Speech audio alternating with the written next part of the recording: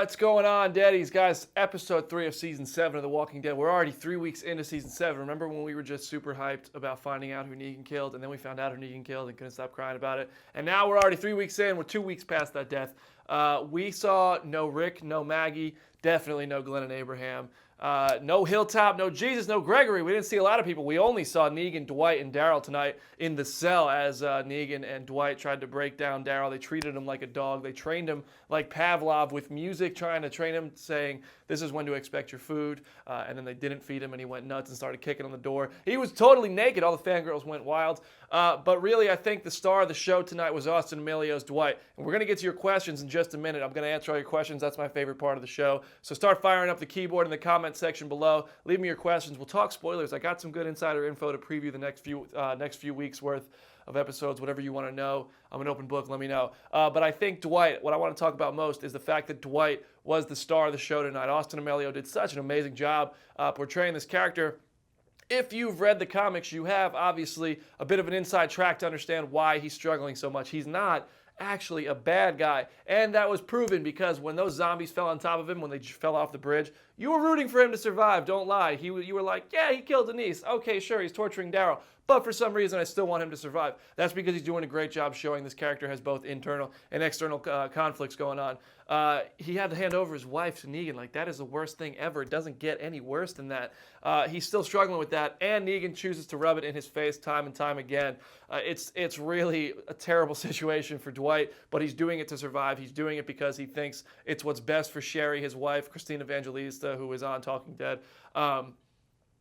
He's just doing it to try to help her more than help himself, I think. And you could see that as he took an iron to the face to prove it. So that is where the scar came from. We learned that tonight. You knew that if you read the comics. But what you may not know if you haven't read the comics is that Dwight turns out to be the inside man for Alexandria and the Kingdom in the Hilltop in the war with Negan. So if you've been hating on Dwight, don't hate him just yet. Sure, he's done some pretty bad stuff, but he is redeemable. I promise you that. Will that storyline actually play out on TV? It's anybody's guess. But I hope so, because I think Dwight is already one of my favorite and one of the most complex characters after just one episode of exploring him. Imagine a flashback episode with Dwight and Negan. I think that would be fantastic. But we really don't need it after that monologue Negan gave. And can we talk about Negan's dialogue from tonight? We have an article on Comicbook.com right now, Negan's 5 best lines. If you were worried about Negan being censored in this show in general, but in tonight's episode specifically, fear not, because he is just crude. He is pushing the boundaries of language on cable television. It is savage.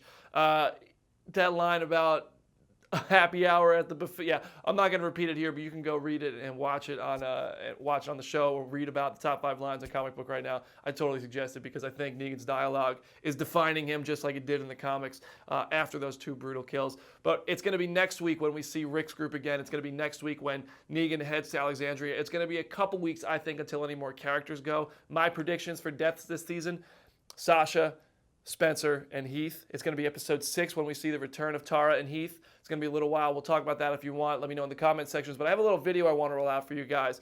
If you recognized a part of this set, it looked familiar because the Sanctuary set is actually the same as the prison set. That's where they film The Walking Dead. It's in a studio in Sonoy, Georgia. And what you might not know is that actually they reuse a lot of sets. Alexandria is, in fact, across the street from Woodbury. A couple weeks ago, I had the chance to go out to the set, and I put together a little video to show you guys just how close they are and what they look like in person. So check this out, and then we'll get to your questions.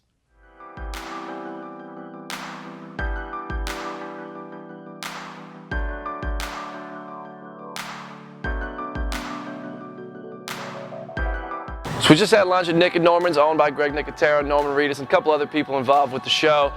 What you don't know is this is actually the Woodbury set from season 3. Governor burned it down in season 4, but it's still here, it's still standing. There's Walking Dead gift shops, there's a cafe, there's all sorts of stuff. People run into their favorite cast members all the time. I mean, I've had lunch with Ross Marquand in here, and I see fans come up to him and ask him for pictures and videos and all kinds of stuff, and they do it. The cast loves their fans. But what you might not know on top of that is right across the street from Woodbury is the Alexandria Safe Zone. I know it's supposed to be like 600, I don't know geography, a lot of miles away, and it's actually right across the street, but we're gonna go check it out right now. Come on.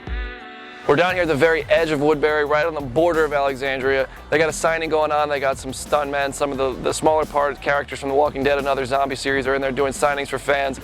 Stuff like this happens all the time down here, but right here, right behind me, you have the edge of Woodbury. And if you remember from the show, there was a train right there, and there was the trucks and everything that blocked it off right here, and they had a gate. I got to talk to the guy who runs the studio, Scott Tigschler, and he told me that they actually got it down to a science where it would take about 40 minutes in the morning to set up that blockade and then 40 minutes to take it off, so they wouldn't be blocking traffic for too long. But enough of Woodbury, that's old news. Let's go check out Alexandria. Right behind me, that is Alexandria, and right behind you, that's Woodbury. They're that close together. I mean, I took, 100 steps and I went from one to the other. What's really cool about this is that actually inside there you have 12 houses and a couple of condos and whatnot. It turns out 7 of those houses are occupied by families all year round. 5 of them were built by AMC just to further sell the Alexandria look from the comics.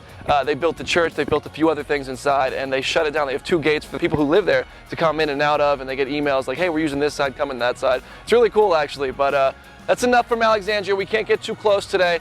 I've had the pleasure of checking it out from the inside, guys. I almost cried. It was like the nerdiest, best moment of my life. But I can't. We're not allowed inside today. But I wanted to show this to you because it is so cool. Woodbury is right there. Alexandria is right there. And on a map, they ain't that close together. All right, so now we're going to turn it over to your questions. The first question I'm seeing is, what do those letters that Daryl and the Walkers are wearing mean? From Valerie Oliver. Now, this theory comes from Charlie Ridgely, our other Walking Dead writer at Comicbook.com. It's a scarlet letter thing. Now, I can tell you, Negan's background, he was not a car salesman, he was not a murderer, he was not any of those things. He was a gym teacher prior to the apocalypse. He was a ping pong teacher. He wanted to be the cool teacher in town. This is all being told in the Here's Negan comic book. So, being the fact that he was a teacher, Charlie thinks that it's a scarlet letter reference where it's a shame thing, and it's also, furthermore, it could be like a prison jumpsuit where it's just a number. He's no longer Daryl. He's really no longer a person. They're stripping him of as much of his identity and his clothes, as the fangirls love tonight, to make him not Daryl. They want to make him into Negan. They want to make him lose his identity. So it's an A. It's an A for shame, and it's an A just to call him Prisoner A. What's the next question? That's a theory. We'll see if that plays out, or if that even becomes a factor. It might just be a thing that he's wearing, and it's part of the mythology that we just have to assume there's a reason for. We can fill in the blanks ourselves. This show does that sometimes. What song was playing? It was called Easy Street. There was actually 3 songs played in this episode. None of them were the theme from Who's the Boss, even though that video did play, but they played a different song over it. So if you hit up Comicbook.com/TheWalkingDead, we have all those songs on there for you, embedded from YouTube. Can't believe they fed Daryl dog food, says Matthew Dufault. Yeah, that was pretty ugly. Do you think that Dwight and Daryl may team up against Negan? Yes, absolutely. I think that Dwight is 100% going to switch to the good guys team. I don't know why he hasn't already. I feel like he doesn't have enough of a reason to follow Negan other than the fact that he wants to see Sherry survive. And eventually he's going to realize, dude, Sherry sucks. Like, she totally dropped you. It was like, all right, let me start sleeping with the anti-hero here, and you get an iron on your face just so we can survive. Now, if my girl did that, I'd be like, all right, well, this, you know, the writing's on the wall there, not on my face with that scar. That's terrible.